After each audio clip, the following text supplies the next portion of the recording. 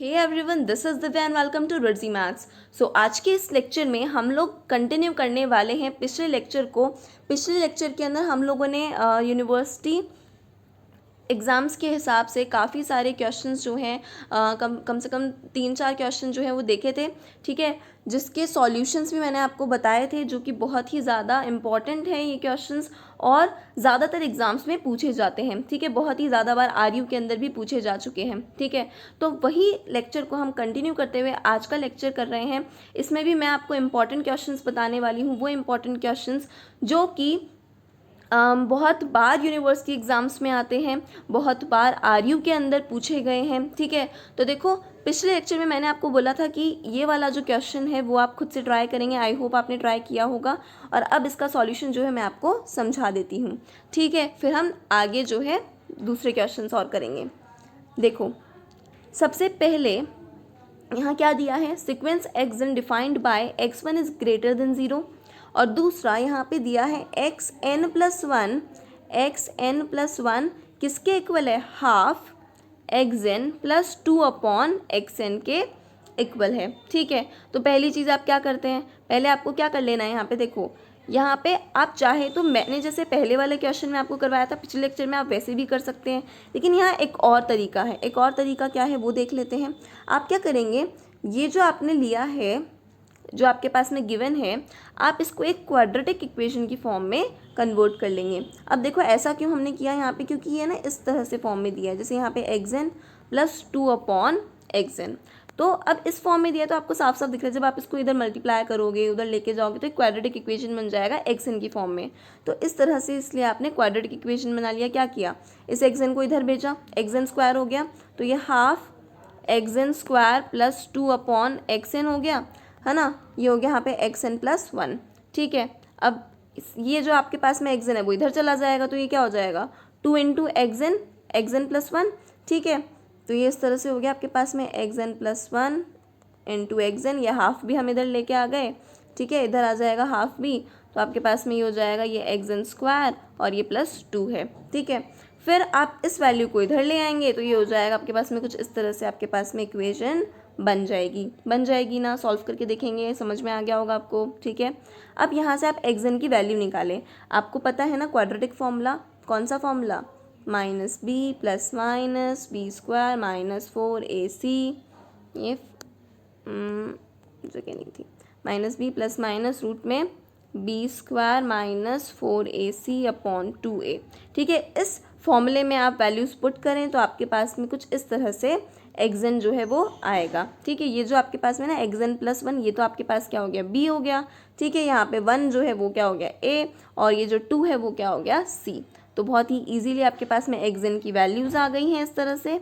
ठीक है, अब देखो, now since xn is real so we should have, अब क्योंकि xn जो है वो रियल है, तो हमारे पास में ये जो है ना, ये अंदर, ये जो रूट के अंदर है xn+1 का स्क्वायर +-2, ये जो है वो क्या होना चाहिए, ग्रेटर देन 0 होना चाहिए, क्योंकि रियल जो है, वरना वो इमेजिनरी हो जाएगा ना। ठीक है, तो इसलिए ये जो है वो ग्रेटर देन 0 होना चाहिए। ठीक है, तो अब यहाँ से देखो xn+1 जो है वो क्या हो गया, ग्रेटर देन, आप क्या बोल सकते हो यहाँ से कि xn+1 का स्क्वायर ग्रेटर देन 2 हो गया, तो आप दोनों तरफ क्या कर दो, स्क्वायर रूट लगा दो, तो xn+1 इज़ ग्रेटर देन √2 हो गया। आई क्या बात समझ में। ठीक है, इतना समझ में आता है।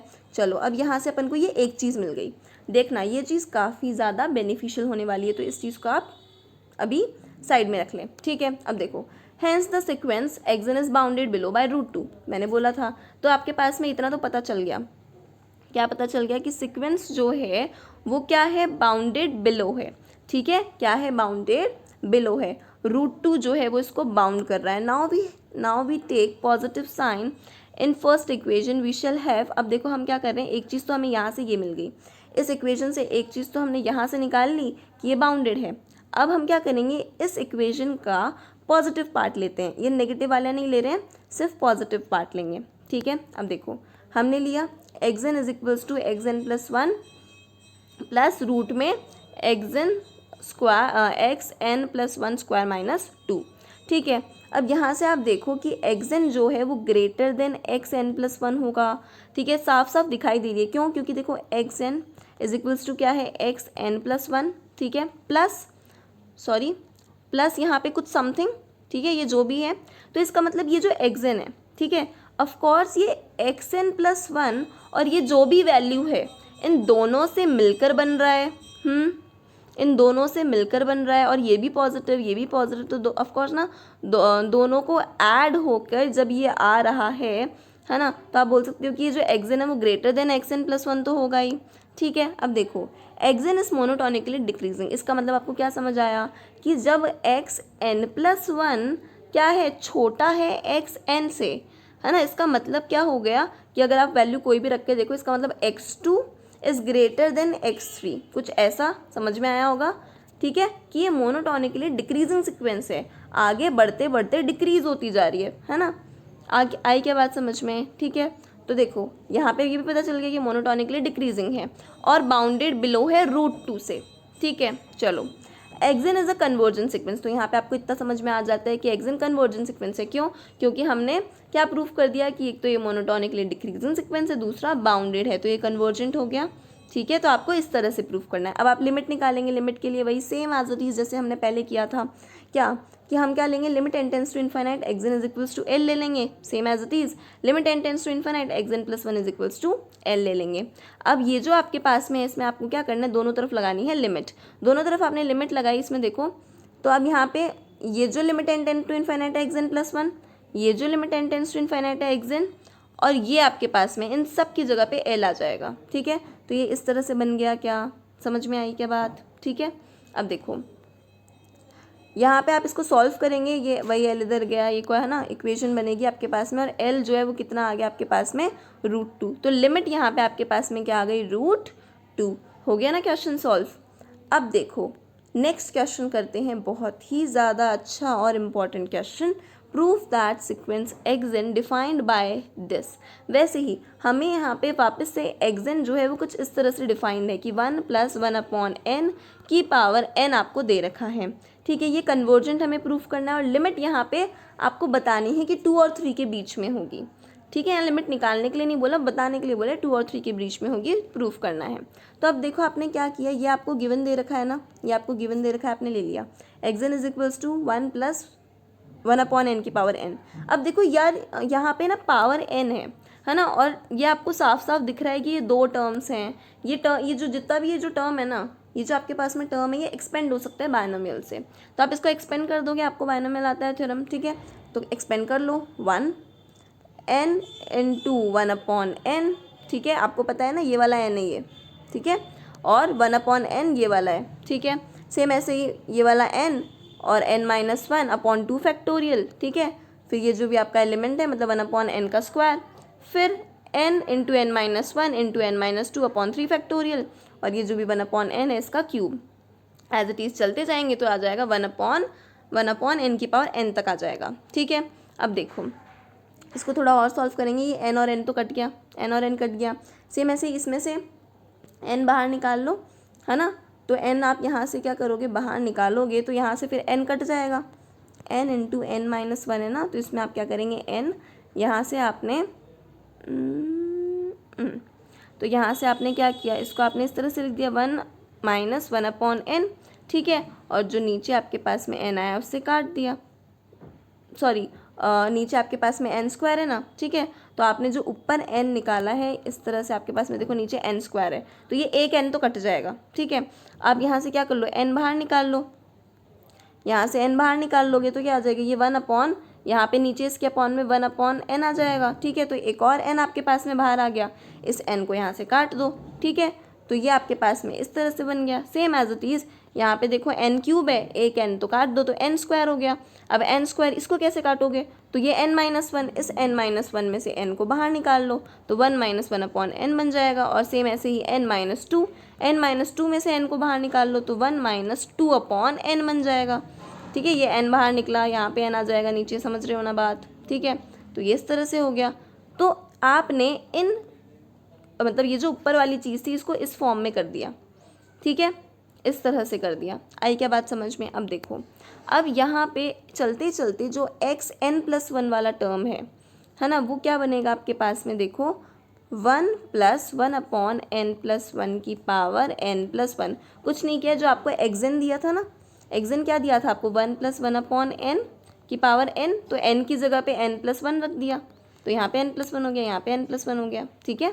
तो ये आपके पास आ गया। अब इसको थोड़ा सा क्या करेंगे, इसको भी हमने क्या कर लिया, एक्सपेंड कर लिया, ठीक है। इसको भी एक्सपेंड कर लिया, इसको भी same as it is expand करके हमने क्या किया, ऐसी फॉर्म में कर लिया जैसे हमने ऊपर अभी इसको किया था ना, है ना, इसको ऊपर किया था, सेम एज इट इज़ इसको भी हमने ऐसी फॉर्म में कर लिया। देखो ये हो गया 1 माइनस मतलब यहाँ से आपने n+1 काट दिया, यहाँ से n+1 और एक n+1 काट दिया, और यहाँ से एक n+1 बाहर निकाल लिया, ठीक है। तो ये हो गया 1 - 1/n+1, फिर सेम एज इट इज़ ये हो गया। बस ये क्या है, n+1 की फॉर्म में है, आप ऐसे ध्यान रख सकते हो। वहाँ पे 1 - 1/n इस तरह इस फॉर्म में आ रहा था, यहाँ पे 1 - 1/n+1 इस फॉर्म में आ रहा है, ठीक है। अब देखो, अब आप क्या करोगे, जब इन दोनों ही इक्वेशंस को देखोगे, ठीक है, तो आपको क्या पता चलेगा कि आपको पता है, देखो 1/n+1 < 1/n होता है। क्यों, n+1 > n होता है, मानते हो, ठीक है। अगर 2 जो है वो > 1 है, आपको पता है ना, तो आप है ना, सेम ऐसे ही आपको पता है कि n+1 > n होगा, उल्टा कर दो, ठीक है। तो आपके पास में क्या हो जाएगा, n+1 < 1/n आ जाएगा, कि n+1 > n था, तो अब 1/n+1 < 1/n आ गया, ठीक है। अब दोनों तरफ क्या लगा दो, माइनस, दोनों तरफ आपने माइनस लगा दिया, माइनस लगाएंगे तो ये जो साइन है वो चेंज हो गया, ठीक है। इतना आपको समझ आता है। चलो दोनों तरफ क्या लगा दो, 1 लगा दो, तो ये क्या बन गया आपके पास में, इस तरह से, ठीक है। अब देखो सिमिलरली आपके पास में ये इस तरह से बन जाएगा, क्या, ये जो चीज़ है, जो जैसे ये वाला चीज़, ये जो पोर्शन है वो > दिस आ रहा है, वैसे अगर मैं यहाँ पे सिर्फ k ले लूँ तो ये जो पोर्शन होगा वो भी तो इससे बड़ा ही आएगा, है ना, कुछ इस तरह से। आई क्या बात समझ में। तो आप यहाँ से क्या बोल सकते हो, therefore from a and b, ये जो आपने जो बनाया है ना, ये वाला जो ये बनाया है इक्वेशन, ये और ये जो आपने इक्वेशन बनाया है, ये इसे ध्यान से देखें, ए और बी इक्वेशन को आप ध्यान से देखें, तो आप क्या देखेंगे, we observe that from the third term onwards each term of B is > each term of A. देखें हर एक टर्म जो है बी का वो क्या है, ग्रेटर है किससे, ए से। क्यों, क्योंकि देखो ये चीज़ आप ध्यान रख लेना, 1 - 1/n+1 ये क्या है, बड़ा है 1 - 1/n से।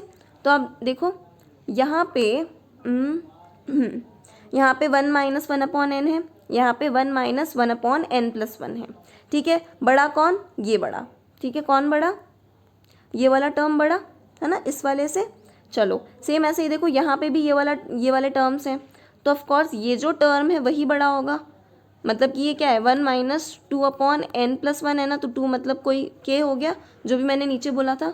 तो ये वाला जो टर्म है इससे बड़ा कौन है, ये वाला टर्म, ठीक है।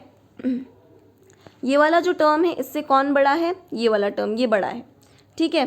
तो ऐसे आपने देखा कि जो ए इक्वेशन है ना, ए इक्वेशन का हर एक टर्म जो है वो छोटा है इस बी इक्वेशन के हर एक टर्म से, ठीक है। तो क्या पता चला आपको, ये जो आपके पास में है ये xn+1 वाली चीज़ है और वो xn वाली चीज़ है, ठीक है। तो आपको क्या पता चला कि thus we have xn+1 is > xn, xn+1 क्या हो गया, > xn हो गया। तो जो रियल सीक्वेंस है, real sequence is monotonically increasing sequence, आपके पास में ये क्या आ गया, मोनोटोनिकली इंक्रीजिंग सीक्वेंस आ गया, ठीक है। इसे हमने थोड़ा डिफरेंट तरीके से प्रूफ किया, लेकिन फिर भी अपने पास में प्रूफ हो गया, ठीक है। अब देखो, अब आप xn लो, xn आपने जो एक्सपेंड किया था ना वो वाला आपने टर्म लिया, ठीक है। आप ये पूरा का पूरा ए इक्वेशन जो है आपने ऐसा कैसा यहाँ पे उठा के रख लिया। अब देखो यहाँ पे 1 1+1, यहाँ पे आप क्या कर रहे हो, 1/2 फैक्टोरियल आपने लिया, ठीक है। यहाँ पे 1/3 फैक्टोरियल लिया, और यहाँ पे ऐसे ही 1/n फैक्टोरियल तक आपने लिया, ठीक है। यहाँ तक एज इट इज सारे टर्म्स यहाँ तक गए। अब ये जो पूरा का पूरा टर्म है ना, ये इससे इन सब से तो छोटा ही होगा, ठीक है। क्यों, क्योंकि देखो यहाँ पे 1/2 फैक्टोरियल है और इसके मल्टीप्लिकेशन में 1 माइनस समथिंग है, ठीक है, और ये अकेला 1/2 फैक्टोरियल है। तो ये जो टर्म है वो 1/2 फैक्टोरियल से तो लेस देन होगा ना, ठीक है। Same as it is 1/3 factorial के साथ में ये इतना बड़ा सा समथिंग कुछ है, मतलब 1 माइनस समथिंग कुछ, 1 माइनस समथिंग कुछ, ठीक है। बहुत ये जो वैल्यू है ना 1/n बहुत छोटी होगी, ठीक है। तो उस हिसाब से ये जो टर्म है वो लेस देन 1/3 फैक्टोरियल होगा। तो ऐसे ये पूरी चीज़ जो है वो क्या हो जाएगी, इससे लेस देन हो जाएगी क्या, ठीक है। ये चीज़ समझ आ रही है। अब देखो, अब हमें क्या पता है कि 1/2 फैक्टोरियल, 2 फैक्टोरियल का छोड़ो, 1/3 फैक्टोरियल, ठीक है, वो क्या होगा, लेस देन होगा 1/2 के स्क्वायर से। मतलब कि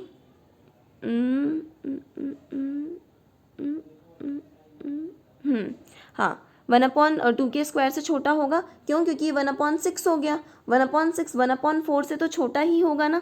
क्यों? क्योंकि 6 जो है वो ग्रेटर देन 4 होता है, तो 1/6 जो है वो क्या हो जाएगा, लेस देन 1/4 हो जाएगा। और 1/6 क्या है, 1/3 फैक्टोरियल।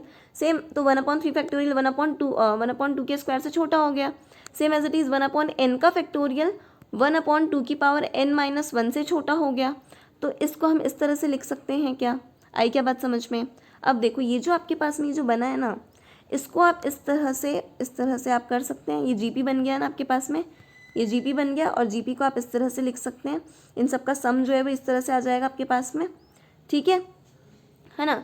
और ये जो आपके पास में चीज़ आ रही है इसको आप सॉल्व कर लो। 1 + 1 - 1/2 की पावर n अपॉन ये 1 - हाफ क्या हो जाएगा, हाफ, तो ये ऊपर चला जाएगा, ठीक है। तो ये क्या हो गया, 1 + ये जब हाफ ऊपर चला गया तो ये क्या आ गया, 2 इंटू, मतलब 1 + 2 इंटू 1 - 1/2 की पावर n, ठीक है।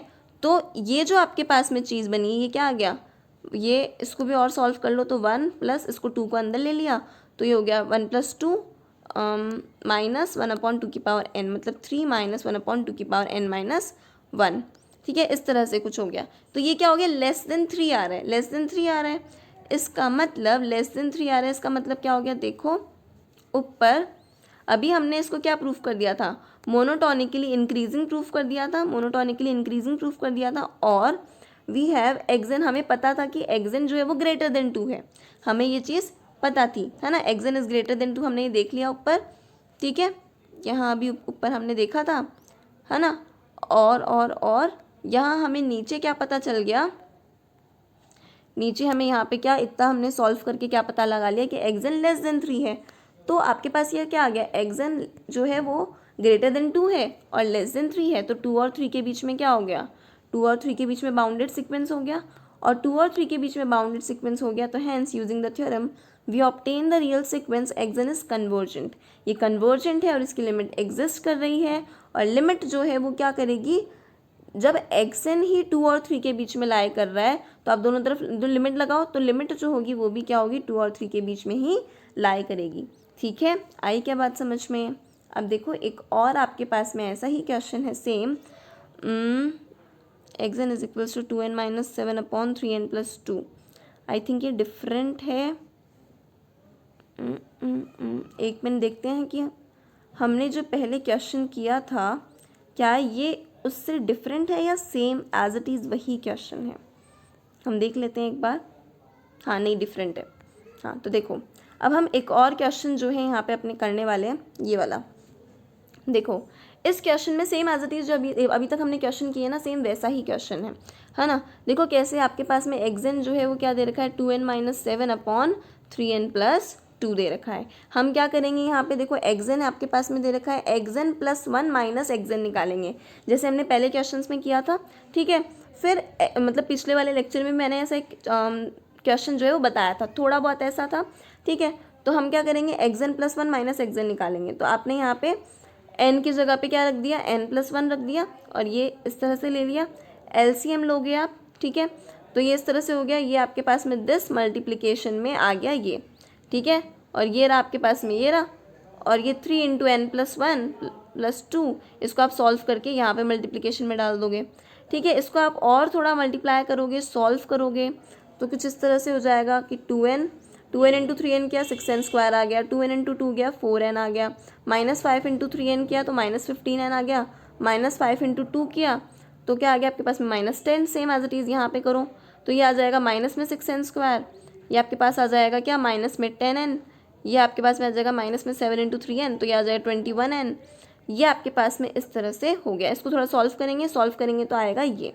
अब देखो ये जो टर्म है ना, ये जो टर्म आ रहा है पॉजिटिव आ रहा है, ग्रेटर देन ज़ीरो है, ग्रेटर देन ज़ीरो, इसका मतलब कि जो xn-1 है वो ग्रेटर देन ज़ीरो है, xn+1 माइनस xn, सॉरी, है ना, ये ग्रेटर देन ज़ीरो है, ये समझ में आ गया। इसका मतलब कि जो xn+1 है वो ग्रेटर देन xn है। क्या समझ में आया यहाँ से कि मोनोटोनिकली इंक्रीजिंग सीक्वेंस है, ठीक है। तो xn जो है आपके पास में ये दे रखा है, आपको इतना तो समझ में आ गया कि मोनोटोनिकली इंक्रीजिंग है, ठीक है। अब देखो आप चाहे तो आपको क्या करना है, अब बाउंडेड प्रूफ करना है इसको। बाउंडेड प्रूफ करने के लिए आप क्या करोगे, ये वाला आपने सीक्वेंस लिया, इस सीक्वेंस में आपने क्या किया, इस n को यहाँ से 2 को आप बाहर निकालेंगे, 2 को बाहर निकाला, कुछ इस तरह से टर्म बन गया। नीचे से 3 को बाहर निकालेंगे तो ये 2/3 बाहर निकल गया, अब n-7/2 बन गया और यहाँ पे n+2/3 बन गया। इतना समझ में आया, ठीक है। कुछ नहीं किया, ऊपर से हमने 2 कॉमन लिया है और नीचे से हमने 3 कॉमन लिया है, ठीक है। तो कुछ इस फॉर्म में आपके पास में आ गया, है ना, इस तरह से ये वाला आ गया। इतना समझ में आया। अब देखो, अब इसको हम आगे क्या कर रहे हैं, आगे हम लोगों ने यहाँ पे देखो क्या किया, हमने यहाँ पे इसके अंदर n-7/2 ये है ना, ठीक है। तो इसको हम किस तरह से लिख रहे हैं, इसमें हमने क्या कर लिया, इसको लिख लिया 3n-21/2। मैंने क्या किया, दोनों में 3 इंटू और डिवाइड कर दिया, मतलब कि इसके अंदर मैंने 3 मल्टीप्लाई कर दिया और इसमें भी मैंने 3 मल्टीप्लाई कर दिया। तो क्या हो गया, ये हो गया 3 इंटू n मतलब 3n, ये हो गया 3 इंटू 7 21/2, है ना, यहाँ पे भी 3n हो गया और ये 3 इंटू 2, तो यहाँ पे 3 और 3 कट जाएगा, ठीक है। समझ में आई बात। तो 2/3 बाहर ले लिया, इसको हमने इस तरह से ले लिया। अब देखो, अब हम क्या कर रहे हैं यहाँ पे, ये जो है ना, ये 21/2, ठीक है, इसको मैं इस तरह से लिख सकती हूँ क्या, देख लो, 2 - 25/2 करोगे ना, तो आप करके देख लो, ये हो जाएगा 4 - 25/2, तो 21/2 ही आएगा, है ना। तो इस माइनस में 21/2 को मैंने इस तरह से लिख लिया और मैंने इसको क्या कर दिया, सेपरेट कर दिया, ठीक है। कर सकते हैं ना हम सेपरेट, ठीक है। तो ये और ये तो कट जाएगा, तो ये तो 1 हो गया और ये आपके पास में क्या आ गया, ये आ गया 25/2/3n+2, ठीक है।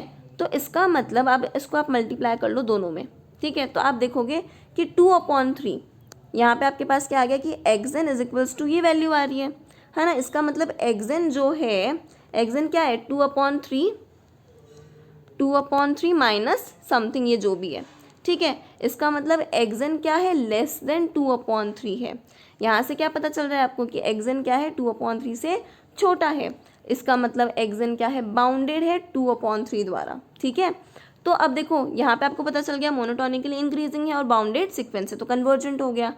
अब बताना क्या है, लिमिट बतानी है। लिमिट के लिए हम क्या करते हैं, हमने क्या रख दिया यहाँ पे, ये जो आपके पास में ना limit n tends to infinite, ये जो 2 है, ठीक है, 2n-7/2, यहाँ पे ऐसा कर लें कि आपने क्या किया, दोनों में से n को बाहर निकाल लिया, दोनों में से n को बाहर निकाल लिया, तो n को बाहर निकालेंगे तो ये कुछ इस तरह से बन जाएगा, ठीक है। और ये हो जाएगा 3 + 2/n और आप लिमिट लगा दोगे। अब लिमिट लगाओगे n टेंड्स टू इनफाइनाइट, तो ये वाला वैल्यू 0, ये वाला वैल्यू 0, बचा क्या 2/3, तो लिमिट क्या आ गई इसकी 2/3, ठीक है। तो 2/3 इसकी लिमिट आ गई। आई क्या बात समझ में।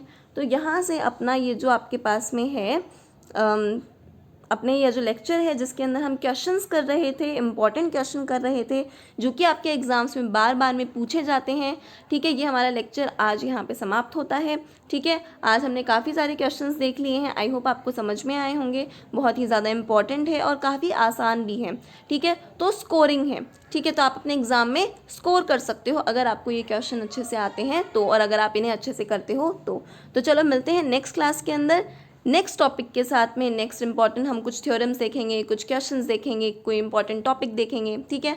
यहाँ पे आपको कोई भी टॉपिक जो है वो मिस नहीं होने वाला है। हर एक टॉपिक पे मैं लेक्चर बनाती हूँ, उस टॉपिक पे इंपॉर्टेंट क्वेश्चंस जो होते हैं, इंपॉर्टेंट एग्जांपल्स जो होते हैं वो हम लोग यहाँ पे देखते हैं, ठीक है। तो इसीलिए हर एक वीडियो जो है वो आप देखें क्योंकि बहुत ही ज़्यादा इम्पॉर्टेंट है, ठीक है, आपके लिए।